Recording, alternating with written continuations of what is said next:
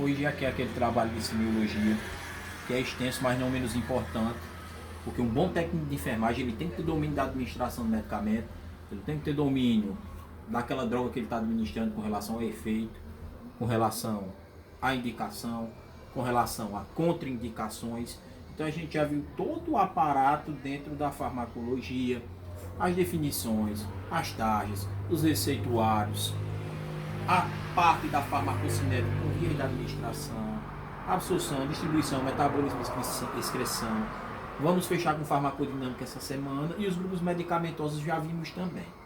Então eu mostro aí algumas medicações que são muito utilizadas nas urgências e emergências no âmbito hospitalar. E eu peço para que você coloque a indicação, a ação daquela medicação no organismo. Vou comentar aqui as principais. A primeira, a adrenalina, é uma droga que vai ser muito falada lá na urgência e emergência. A adrenalina é um hormônio naturalmente liberado pelo corpo na medula da supraadrenal. A adrenalina é a medicação de primeira escolha no tratamento da parada cardiorrespiratória. A adrenalina é uma droga indicada para aumentar a pressão arterial. Numa parada cardiorrespiratória, a pressão arterial do indivíduo é 0/0, não está tendo batimento, não tem sístole nem diástole. E a adrenalina é uma droga que vai ajudar a subir a pressão arterial no meu paciente. Não somente em parada ela é utilizada, em algumas alergias severas ela também é uma droga bem útil. Primeira droga utilizada no protocolo da parada cardiorrespiratória.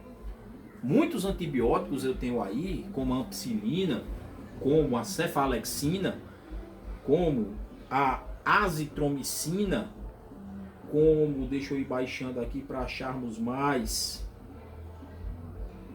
Coloquei só esses, poderia ter colocado mais.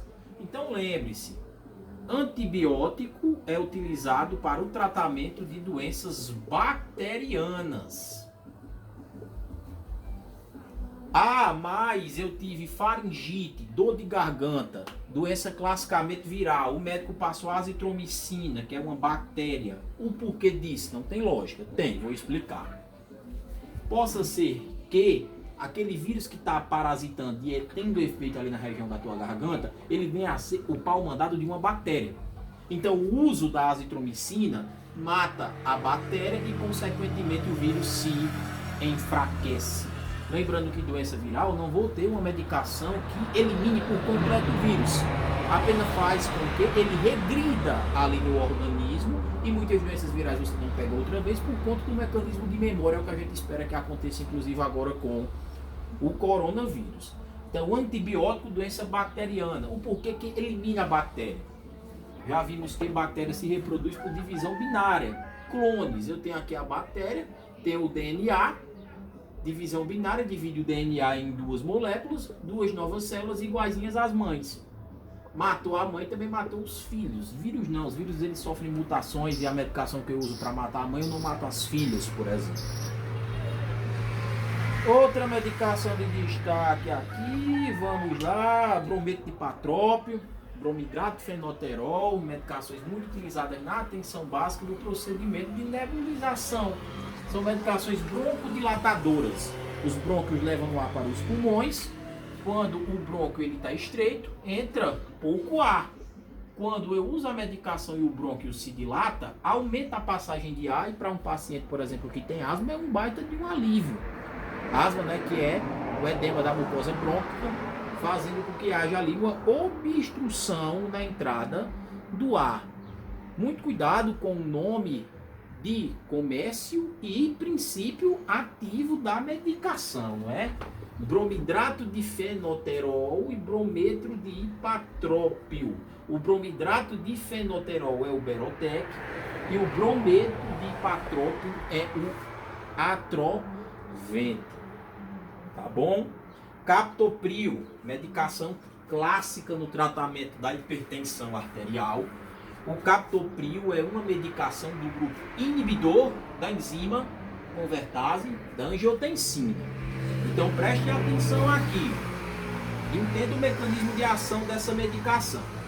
A gente tem uma enzima produzida no rim chamada renina.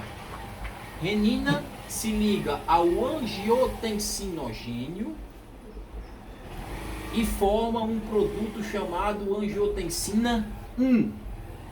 A angiotensina 1 se liga à enzima convertase da angiotensina para formar a angiotensina 2. A angiotensina 2 aumenta a liberação de um hormônio chamado aldosterona, que tem por função aumentar a reabsorção de água e sódio no organismo, nos túbulos renais. Água e sódio é tudo o que eu não quero em excesso no corpo de um hipertenso. Quanto maior a quantidade de água, maior a volemia, maior a pressão arterial. E quanto maior a quantidade de NaCl também, maior é a pressão arterial. Então, usando o captopril, inibidor da enzima convertase da angiotensina, não ocorre essa ligação da angiotensina 1 com o ECA para formar a angiotensina 2, então tem uma queda na produção da aldosterona, queda na retenção hídrica, queda também na retenção de sal. A terapêutica antihipertensiva, ela pode ser mono, pode ser, não é combinada. Às vezes o paciente não tem uma pressão tão alta, apenas mudança nos hábitos de vida consegue dar uma controlada ali naquele valor de pressão. Dexametasona, glicocorticoides, não é? São medicações, hormônios, na verdade, também produzidos naturalmente lá na nossa adrenal. Lembre-se que a adrenal tem o córtex e a medula. Medula adrenal, adrenalina, córtex, corticoides, andrógenos, hormônios da iniciação sexual das crianças. Muito utilizado no que diz respeito a problemas que envolvem inflamações no organismo, minimização dos efeitos da dor, rubor, edema, aumento ali da temperatura. Medicação muito utilizada hoje em dia, tá bom? Essa Dexa, quando vocês forem estagiar no Hospital do Novo Oriente, sai diariamente no Difenaco, que é um anti-inflamatório clássico, dipirona analgésico, dexametasona, que é um corticoide, tá bom? Fenitoína não é um, não é analgésico, tá bom? Fentanil também é um analgésico, anestésico. Manitol, diurético. Lidocaína, analgésica, a gente passa muito em sonda, tanto nasogástrica, que é aquela passada pelo nariz, como vesical, aquela pela urina, para diminuir a dor, não é, e os traumas durante o procedimento. Nistatina é uma medicação muito boa no que diz respeito ao combate a fungos, aquelas aftas. Nistatina é a medicação ideal. Omeprazol é uma medicação utilizada para inibir, não é, a secreção gástrica.